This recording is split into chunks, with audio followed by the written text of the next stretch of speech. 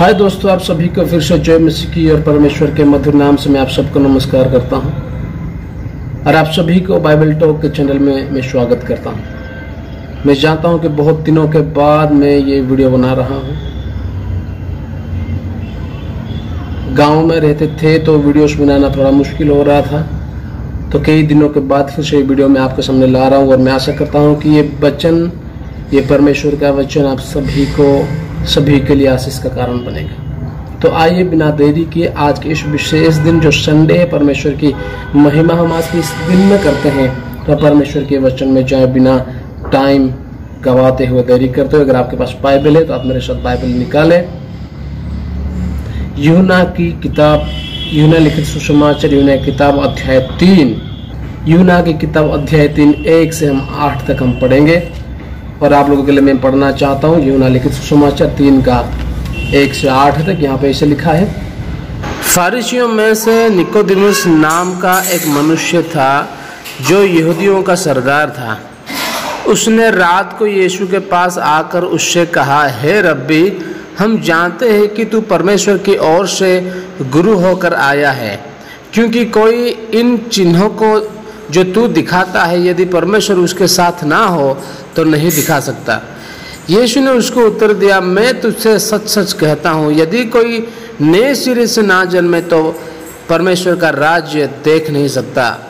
Nicodemus ने उससे कहा, मनुष्य जब बूढ़ा हो गया तो कैसे जन्म ले सकता है? क्या वो अपने माता के गर्भ में दूसरी बार प्रवेश करके जन्म ले सकता है? यीशु ने उत्तर दिया, मैं तुझसे सच सच कहता हूँ, जब तक कोई मनुष्य जल और आत्मा से ना जन्मे तो वो परमेश्वर के राज्य में प्रवेश नहीं कर सकता। क्योंकि जो शरीर से जन्मा है वो शरीर है और जो आत्मा से जन्मा है वो आत्मा है। अचंभा ना कर कि मैंने तुझसे कहा, तुझे नए सिरे से जन्म लेना अवश्य है।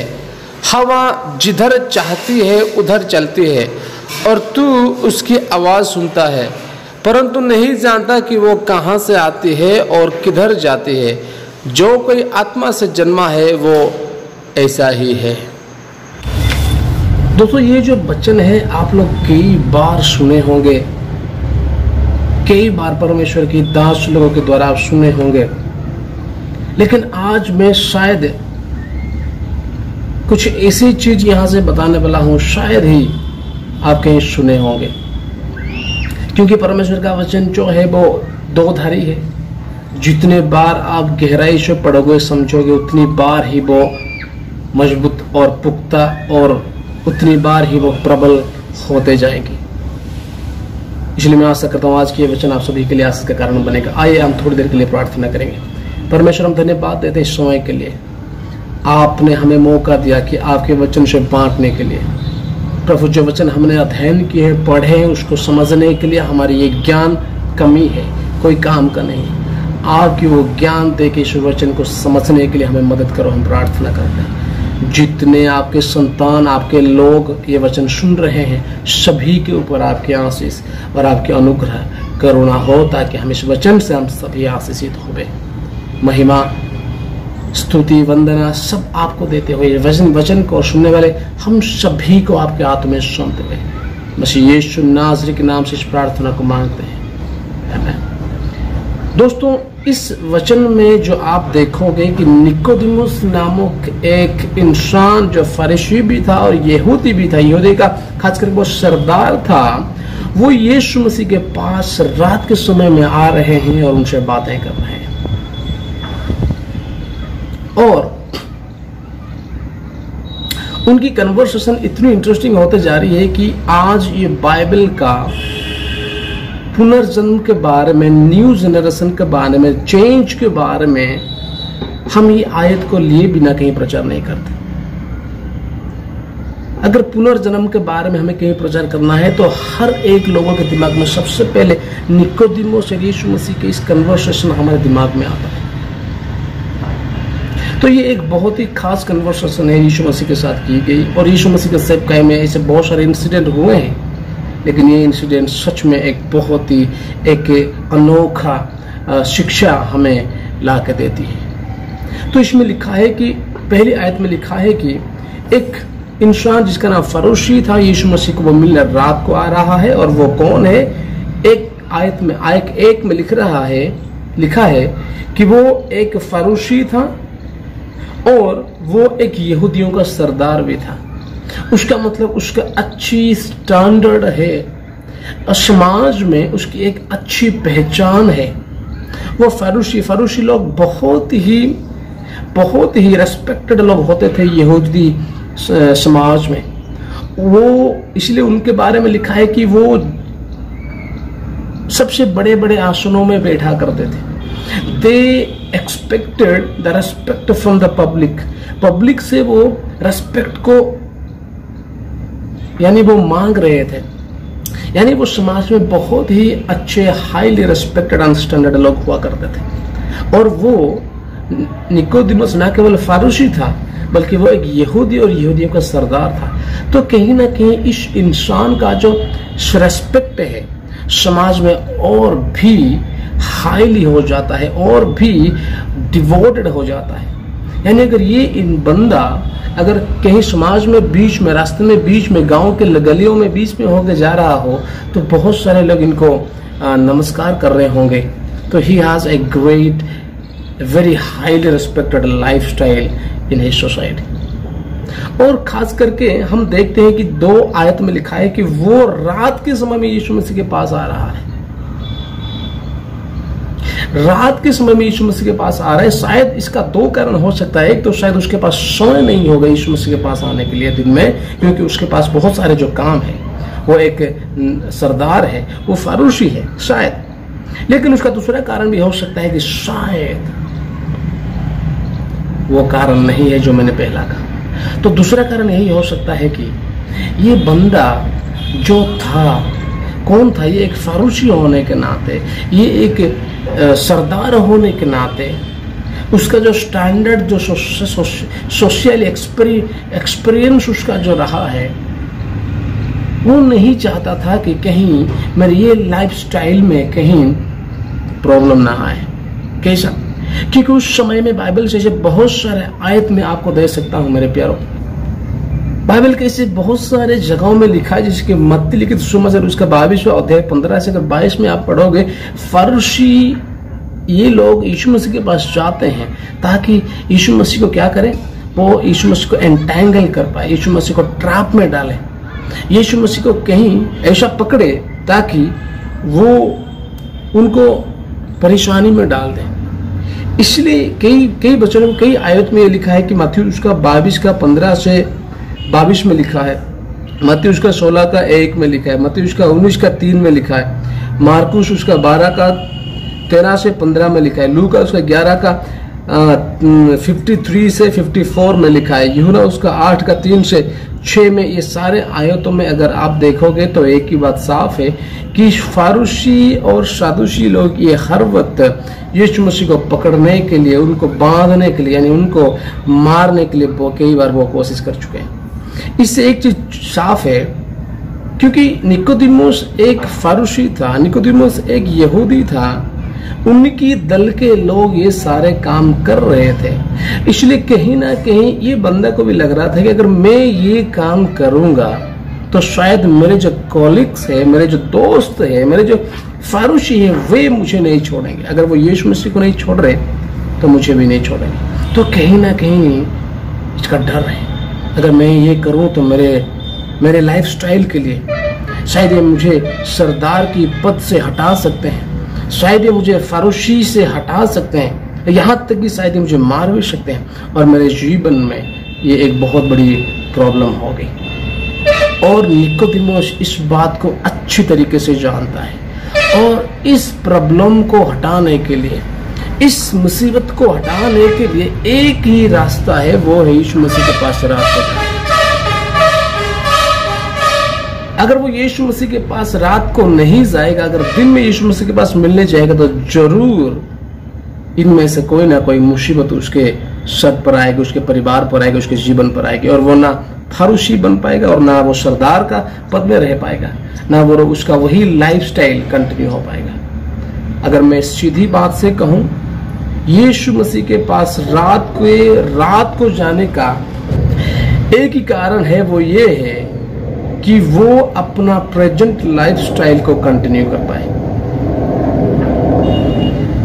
वो जो फरूशी हो, वो जो यहूदी है, उसका वही में कोई प्रॉब्लम ना है। ये बंदा अच्छी तरीके से इस बात को जानता है, इसलिए वो बहुत चालाक है। अगर मैं रात को यीशु मसीह के पास मिलने जाऊं, ना मुझे कोई देखेगा, ना मुझे फरूशी देखेगा, ना मुझे कोई यहूदी देखेगा। अगर कोई देखेगा ही नहीं तो मेरे साथ कोई प्रॉब्लम ही नहीं होगी, कोई मुसीबत ही नहीं होगी। तो कल सुबह मैं क्या करूंगा, फिर से वही फरूशी बन पाऊंगा, फिर से वही सरदार के काम में कर पाऊंगा। बहुत चालाक है। यही सोच और विचार के साथ ये निकोदेमुस, एक फरूशी सरदार, ये दोनों यीशु मसीह को मिलने रात को जा रहा है। और इसलिए आप उसमें एक बहुत ही इंटरेस्टिंग चीजें देख पाओगे जब आप बाइबल पढ़ोगे। उसमें लिखा है, आयत में लिखा है, अगर आप पढ़ोगे, वो जाके दूसरी आयत में लिखा है कि वो जाके यीशु मसीह को क्या कह रहा है कि प्रभु मैं जानता हूं कि आप स्वर्ग से आए, अगर आप स्वर्ग से नहीं आते तो ये सारे काम कोई भी इंसान नहीं कर पाता। मैं जानता हूं मेरे दोस्त नहीं मानते हैं, मेरे यहूदी लोग नहीं मानते हैं, लेकिन मैं मानता हूं कि आप सचमुच में स्वर्ग से आए हो। अगर आप नहीं आते स्वर्ग से तो ये सारे काम आप नहीं कर पाते। एक तरफ से अगर मैं एक तरफ से वो यीशु मसीह की बढ़ाई करता है, यीशु मसीह जो है उस चीज को वो मानता है, वो कहीं गलत बात नहीं कह रहा, वो सही बात कह रहा है, वो जानता है और वो दिल दिमाग से ये बात कह रहा है। लेकिन उसमें कुछ ऐसा है जो आपको ध्यान देना है। जब यीशु मसीह उसको जवाब देते हैं, यीशु मसीह का जवाब थोड़ा अलग है। वो तीसरी आयत में बोलते हैं, यीशु मसीह का जवाब ये है, अगर कोई फिर से जन्म ना ले तो वो स्वर्ग राज्य नहीं जा पाएगा। निकोदेमुस का बात में ऐसा एक भी चीज नहीं है कि वो ना स्वर्ग जाने की बात यीशु मसीह को पूछ रहे हैं, ना कि वो पुनर्जन्म के बारे में यीशु मसीह को पूछ रहे हैं। वो तो यीशु मसीह को बस सराह रहे हैं, वो तो बस यीशु मसीह को बढ़ावा दे रहे हैं, वो तो बस यीशु मसीह कह रहे हैं कि आप सच में वो है जो बाकी यहूदी लोग नहीं मानते, जो बाकी फरूशी लोग नहीं मानते, आप सचमुच में वो है। यीशु मसीह वहां पे कह रहा था, आप एक ही इंसान पहचाने, यार मुझे कोई नहीं पहचानता, कोई फारूसी नहीं पहचानता, कोई सरदार नहीं पहचानता, कोई यहूदी लोग नहीं पहचानते, लेकिन आप पहचाने, वाह आप सही हो। यीशु मसीह का जवाब यही नहीं था। यीशु मसीह उनको कहे, अगर कोई इंसान फिर से जन्म ना लाए वो स्वर्ग राज्य नहीं जा पाएगा। यीशु मसीह का बात कुछ अलग थी। निकोदेमुस का सवाल या फिर निकोदेमुस का बात कुछ अलग थे और यीशु मसीह के बात कुछ अलग ही थे। कुछ दूसरी बात, कुछ और विषय के ऊपर यीशु मसीह चर्चा कर रहे हैं। निकोदेमुस के मुंह से कुछ बात तो निकल रही, लेकिन यीशु मसीह का जवाब कुछ और था। क्यों यीशु मसीह का जवाब कुछ वैसे था जो कि निकोदेमुस के बातों से कुछ ना कनेक्ट हो रहा है। दोस्तों, मैं पहले से कहा, क्योंकि निकोदेमुस का विचार, जो भाव जो था, वो ये सोच के आया था कि मैं तो रात को यीशु मसीह के पास मिलने जाऊंगा। अगर रात को जाऊंगा तो मेरे साथ कोई प्रॉब्लम नहीं होगा, अगर रात को जाऊंगा तो मेरे साथ कोई मुसीबत नहीं होगी, कोई यहूदी नहीं देखेगा, कोई फारूसी नहीं देखेगा, कोई मुझे नहीं मारेगा, मेरी ये प्रेजेंट लाइफ स्टाइल में कोई बदलाव नहीं होगा। मैं जो फारूसी था वही रहूंगा कल सुबह भी, मैं जो सरदार था वही रहूंगा कल सुबह भी। यानी यीशु मसीह को मिलूंगा, रात को वापस आऊंगा और जैसे मैं था वैसे ही मैं चलूंगा। मेरे जीवन में कोई बदलाव नहीं होगा, मेरे जीवन में कोई परिवर्तन नहीं होगा, मैं वही का वही रहूंगा। भले यीशु मसीह को मैं मिलूं, मैं फिर से वही का वही रहूंगा। यही था उसका विचार, यही था उसकी सोच, यही था उसके दिमाग और दिल में। तो यीशु मसीह तो उनके होठों का बात सुन रहे हैं, लेकिन जवाब उनके दिल के बातों का दे रहे हैं, जवाब उनके मन की स्थिति का वो दे रहे हैं, जवाब उसकी सोच का वो दे रहे हैं कि निकोदेमुस, आप बोल तो ये रहे हैं लेकिन आपका दिल कुछ और कह रहा है। इसलिए मैं कह रहा हूं, अगर तू फिर से जन्म नहीं लेगा, तू भले मेरा कितना भी बड़ाई क्यों ना करे, तू भले मेरी कितना सराहा क्यों ना रहे, लेकिन तू स्वर्ग नहीं जा सकता। मेरे प्यारों, आज हम बहुत सारे निकोदेमुस की तरह हैं।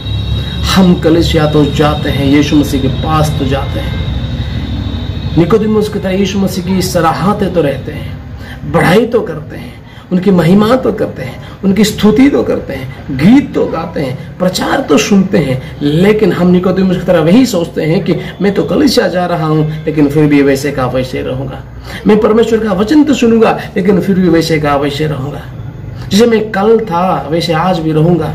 जैसे मैं सैटरडे को था, जैसे मैं शनिवार को था, रविवार को मैंने परमेश्वर का वचन सुना, लेकिन सोमवार को फिर से वही का वही रहूंगा जो मैं शनिवार को था। लेकिन यीशु मसीह यहाँ पे इस चीज को साफ कर रहे हैं। ऐसे लोग जिनमें बदलाव नहीं है, जिनमें यीशु मसीह के साथ मिलने के बाद भी बदलाव नहीं है, वे स्वर्ग राज्य को नहीं देख सकते। इसलिए मेरे प्यारों, आज इस रविवार के दिन मैं आज यही बात आपके सामने रखना चाहता हूँ। निकोदेमुस सोचा था मैं यीशु मसीह के साथ मिलूंगा और आऊंगा रात को, और सुबह फिर से वही का वही सरदार, वही का वही फारूसी, मेरे जीवन में कोई बदलाव नहीं रहेगा, वैसे का वैसे जाऊंगा। लेकिन यीशु मसीह कहे वैसे इंसान स्वर्ग राज्य में नहीं जाएगा। इसलिए मैं आपको कहना चाहता हूँ, आप कई संडे गए होंगे, कई परमेश्वर के वचन सुने होंगे, कई बार आप परमेश्वर को महिमा किए होंगे, आराधना किए होंगे, गीत गाए होंगे। You might have done everything and you may be doing this all. अगर ये सारे करने के बावजूद भी अगर हमारे जीवन में ट्रांसफॉर्मेशन नहीं है, न्यू बॉर्न नहीं है, न्यू क्रिएशन नहीं है, हम बदलाव हमारे जीवन में नहीं आ रहा है, हम चेंज जो नहीं है, लेकिन इस चीज को ध्यान रखना, we are not worthy to go to heaven. और इसका कोई फायदा नहीं, इसका कोई भी फायदा नहीं। आप जो भी करें उसका कोई फायदा नहीं। अगर हम स्वर्ग ही नहीं जा सकते, अगर हम उनके साथ ही नहीं मिल सके, ये सारे चीजों का कोई फायदा नहीं। एक उदाहरण में देता हूं परमेश्वर के वचन से, आयत मुझे याद नहीं, मैं स्क्रीन पे दे दूंगा।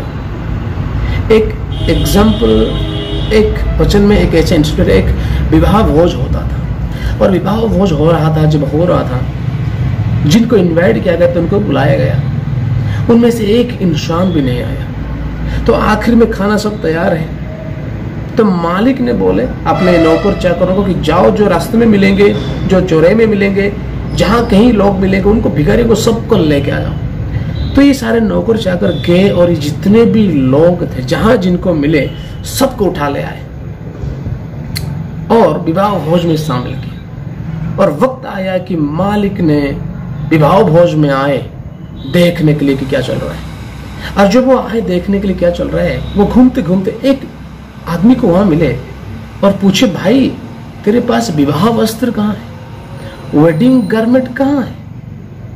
वो कुछ जवाब नहीं दिया। इसमें मैं आपको एक चीज बता रहा हूं, उसका मतलब उस विवाह भोज में जाने के लिए गारमेंट की परिवर्तन करना जरूरी था। आप वो कपड़े पहन के अंदर नहीं जा सकते जो कपड़ा आप बाहर पहने थे। जो कपड़ा, जो ड्रेस आप बाहर पहन के घूम रहे थे या फिर भीख मांग रहे थे, वो कपड़ा पहन के आप विवाह भोज में नहीं जा सकते। विवाह भोज में जाने के लिए आपको एक अलग सा कपड़ा पहनना पड़ेगा। उसका मतलब ये इंसान पुराना कपड़ा पहन के ही अंदर घूम रहा था। और जैसे कि आज हम बहुत सारे हैं, आज कलीसिया में तो बैठ रहे हैं, आज यीशु मसीह में है करके तो बोल रहे हैं, लेकिन कपड़ा पुराना है। मैं आपको बता दूं, याद दिला दूं कि उनके साथ क्या हुआ मेरे प्यारों। उस इंसान के साथ क्या हुआ, मालिक ने कि इनको पैर और हाथ बांधो और आग में डाल दो, और जहां पे रोना और रोना ही है।